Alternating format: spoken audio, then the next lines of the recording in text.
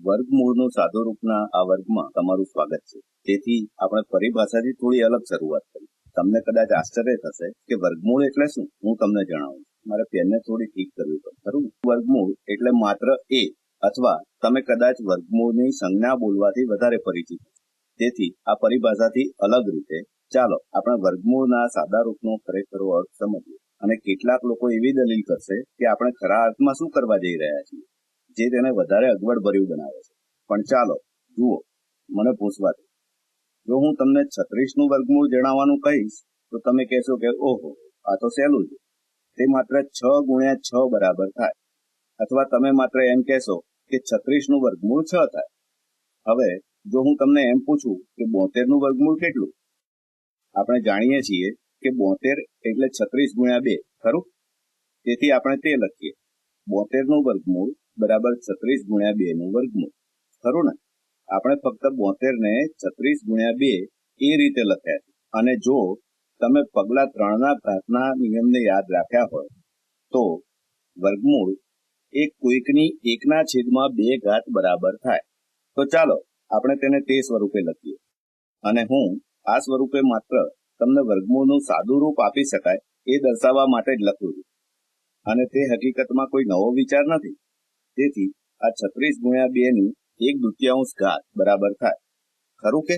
કારણ કે વર્ગમૂળ બરાબર 1/2 ઘાત થાય. અને આપણે ઘાતના નિયમથી જ શીખ્યા કે જ્યારે તમે બે સંખ્યાઓનો ગુણાકાર કરો અને તેની 1/2 ઘાત કરો, તે બરાબર છે દરેક સંખ્યાની 1/2 ઘાત કરીને તેનો ગુણાકાર કરવા બરાબર જ થાય, ખરું ને? એ બરોબર છે. તે 2ના વર્ગમૂળના 36 વખત ગુણાકાર કરવા બરાબર જ થાય.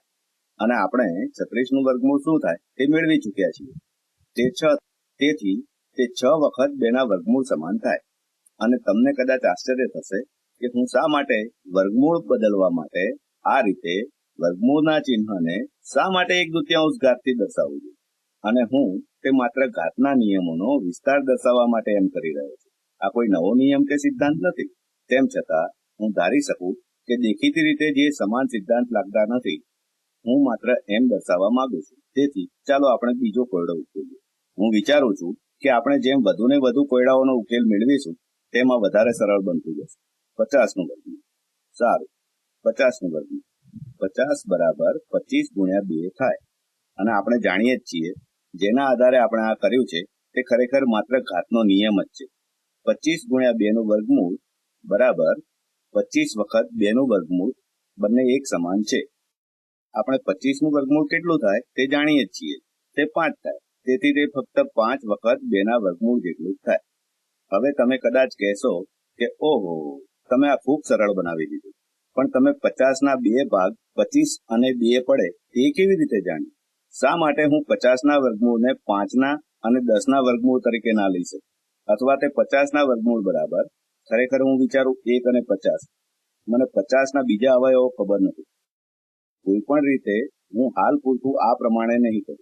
શા માટે મેં 25 અને 2 લીધા? કારણ કે હું 50નો એવો અવયવ શોધતો હતો કે જે સૌથી મોટો હોય અને પૂર્ણ વર્ગ પણ હોય. અને આ 25 છે. જો મેં 5 અને 10 લીધા હોત તો હું ખરેખર આની સાથે કંઈ જ કરી શક્યો ન હોત. કારણ કે 5 અથવા 10 બેમાંથી કોઈ પૂર્ણ વર્ગ નથી. અને આ જ પ્રમાણે 1 અને 50 સાથે થાય. તેથી તમે તે વિશે આ રીતે વિચારી શકો. મુખ્ય સંખ્યાના અવયવ વિશે વિચારો અને પછી તેમાંથી કોઈ પૂર્ણ વર્ગ અવયવ હોય તેને લઈ લો. અને તેનો કોઈ યાંત્રિક રસ્તો નથી. તમારે પૂર્ણ વર્ગને ઓળખતા શીખવું પડશે. અને તમે કદાચ તેનાથી પરિચિત થઈ જશો, જેમ કે 1, 4, 9, 25 વગેરે વગેરે. અને કદાચ આમ કરવાથી તમે ખરેખર પૂર્ણ વર્ગને ઓળખતા થઈ જશો. જો આવી પૂર્ણ વર્ગ સંખ્યાઓમાંથી કોઈ સંખ્યા વર્ગમૂળના ચિહ્નની નીચેની સંખ્યાનો અવયવ હોય તો પછી તમે તેના અવયવ પાડશો અને પછી તમે તેને આ ચિહ્નની બહાર મૂકશો. આપણે ઉપરના કોયડામાં આ મુજબ જ કર્યું હતું. ચાલો આપણે થોડા વધારે દાખલા ગણીએ. 7 વખત 27નું વર્ગમૂળ બરાબર કેટલા? અને જ્યારે હું 7ને તેની જ જમણી બાજુએ લખું ત્યારે તેટલી વખત 27નું વર્ગમૂળ થાય એવો અર્થ થાય. ચાલો આપણે 27ના બીજા કયા અવયવો પડે તેના વિશે વિચારીએ. અને આમાંથી જો કોઈ સંખ્યા પૂર્ણ વર્ગ હોય તો 3 એ 27 નો અવયવ છે, પણ તે પૂર્ણ વર્ગ નથી. 9 છે, તેથી આપણે કહી શકીએ 7. તે બરાબર 7 વખત 9 ગુણ્યા 3 નું વર્ગમૂળ. અને હવે આ નિયમના આધારે આપણે માત્ર તે શીખ્યા કે તે બરાબર 7 વખત 9 નું વર્ગમૂળ ગુણ્યા 3 નું વર્ગમૂળ. કારણ કે 9 નું વર્ગમૂળ 3 છે, તેથી તેના બરાબર 7 ગુણ્યા 3 ગુણ્યા 3 નું વર્ગમૂળ થાય, જે 21 ગુણ્યા 3 ના વર્ગમૂળ બરાબર થાય. થઈ ગયું? ચાલો આપણે બીજો એક દાખલો ગણીએ. 9 ગુણ્યા 18 નું વર્ગમૂળ કેટલું થાય? ફરી એક વખત 18 ના અવયવો કયા કયા થાય? આપણી પાસે 6 અને 3 છે. 1 અને 18 આ બધામાંથી એક પણ અવયવ પૂર્ણ વર્ગ નથી, પણ આપણી પાસે 2 અને 9 છે, અને 9 એ પૂર્ણ વર્ગ છે. તેથી ચાલો આપણે તેને લખીએ.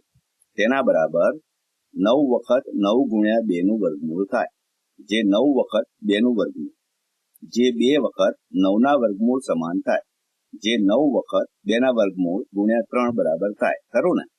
જે 3 9 નું વર્ગમૂળ છે, જેના બરાબર 27 વખત 2 નું વર્ગમૂળ થાય. આપણે ત્યાં સુધી તો આવી ગયા. આશા રાખું કે તમે આ કોયડાનો હેતુ સમજી શકો છો. ચાલો આપણે બીજો એક દાખલો લઈએ. 4 ગુણ્યા 25 નું વર્ગમૂળ કેટલું થાય? 25 જાતે જ પૂર્ણ વર્ગ છે. આ પ્રકારના કોયડાઓ ખૂબ જ સહેલા હોય છે, કે જે એક યુક્તિ વાળા હોય છે. 25 તેની જાતે જ પૂર્ણ વર્ગ છે. તેનું વર્ગમૂળ 5 છે. તેથી આ 4 ગુણ્યા 5 બરાબર થાય છે, જે 20 બરાબર છે. 25 નું વર્ગમૂળ 5 થાય છે. ચાલો આપણે એક બીજો દાખલો ગણીએ. 3 ગુણ્યા 29 નું વર્ગમૂળ કેટલું થાય? 29 ના ફક્ત 2 જ અવયવો પડે છે. તે ફક્ત 1 અને 29, અને બંને અવિભાજ્ય સંખ્યાઓ છે. અને આમાંથી એક પણ સંખ્યા પૂર્ણ વર્ગ નથી. તેથી આપણે તેનું આગળ સાદુરૂપ આપી શકતા નથી. તો આ પહેલાથી જ સાદુરૂપ આપેલ સ્વરૂપ છે. ચાલો આપણે થોડા વધારે દાખલા ગણીએ. 7 ગુણ્યા 320 નું વર્ગમૂળ કેટલું થાય? તો ચાલો આપણે 320 વિશે વિચારીએ. આપણે આવી મોટી સંખ્યાઓને અમુક ક્રમાનુસાર પદથી ઉકેલીશું. હું તે જોઈને કહી શકું તે 4 જેવું લાગે છે. ખરા અર્થમાં અહીં 16 જશે, કારણ કે 16 એ 32 નો અવયવ છે. તેથી ચાલો આપણે તેને ઉકેલવાનો પ્રયત્ન કરીએ. તેથી 16 ગુણ્યા 20 ના વર્ગમૂળ ગુણ્યા 7 સમાન થાય, જેની સમાન 7 ગુણ્યા 16 નું વર્ગમૂળ ગુણ્યા 20 નું વર્ગમૂળ થાય. 7 ગુણ્યા 16 નું વર્ગમૂળ 16 નું વર્ગમૂળ 4 થાય. તેથી 7 ગુણ્યા 4 બરાબર 28 થાય. તેથી આ રીતે 28 ગુણ્યા 20 નું વર્ગમૂળ થાય. હવે આપણે આગળ શું કરી શકીએ? ખરેખર હું વિચારું છું કે આપણે 20 ના હજુ વધારે અવયવો પાડી શકીએ, કારણ કે 20 બરાબર 4 ગુણ્યા 5 થાય. તેથી હું કહી શકું કે 28 ગુણ્યા 4 ગુણ્યા 5 નું વર્ગમૂળ બરાબર થાય 4 નું 2 થાય. તો તેને 2 ના વર્ગમૂળના ચિહ્નમાંથી બહાર લાવો, અને તે 56 ગુણ્યા 5 નું વર્ગમૂળ થશે. હું આશા રાખું છું કે તમે આ સમજી શકશો.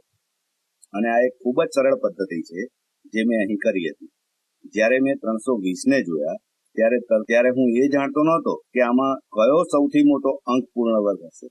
64 એ અહીં આપણને આ રીતે મળ્યો. પણ માત્ર સંખ્યા તરફ જુઓ. મેં કહ્યું હતું તે પ્રમાણે હું જાણતો હતો કે 4 ને લઈ શકીએ. તેથી મેં ફક્ત 4 ને જ લીધા. અને પછી કહો, ઓહો, 4 ગુણ્યા 80 સમાન છે, અને પછી મારે 80 ના અવયવો પાડવાના હતા. આ કેસમાં મેં 32 લીધા, અને તે મને ગમ્યા. તે 16 લેવા બરાબર છે, અને મેં પહેલા 16 ના અવયવો પાડ્યા. જ્યારે મેં 16 નું વર્ગમૂળ લીધું અને બહારની રકમને 4 સાથે ગુણી, અને આ રીતે મને 28 મળ્યા. પણ પછી મેં અંદરની સંખ્યાને ઘટાડી અને બોલ્યો, વાહ, હજુ આ રકમને પૂર્ણ વર્ગ વડે ભાગી શકાય છે. હજુ તેને 4 વડે ભાગી શકાય છે. અને તે પ્રમાણે જ્યાં સુધી જરૂરી લાગી અવિભાજ્ય સંખ્યા કે એવી સંખ્યા જેને વધારે ઘટાડી શકાય નહીં ત્યાં સુધી કર્યું, અને તેને કોઈ અવિભાજ્ય નથી. તેથી આશા રાખું છું કે તમે વર્ગમૂળનું સાદુરૂપ કેવી રીતે આપવું તે ખૂબ જ સારી રીતે સમજી શક્યા હશો. તે ફક્ત ઘાતના નિયમો કે જે તમે પહેલેથી જ શીખી ગયા છો તેનો વિસ્તાર જ છે. અને જેમ તમે આ વિભાગ પૂર્ણ કર્યો તેમ તમે ખૂબ જ સારી રીતે કરી શકશો. મજામાં રહો.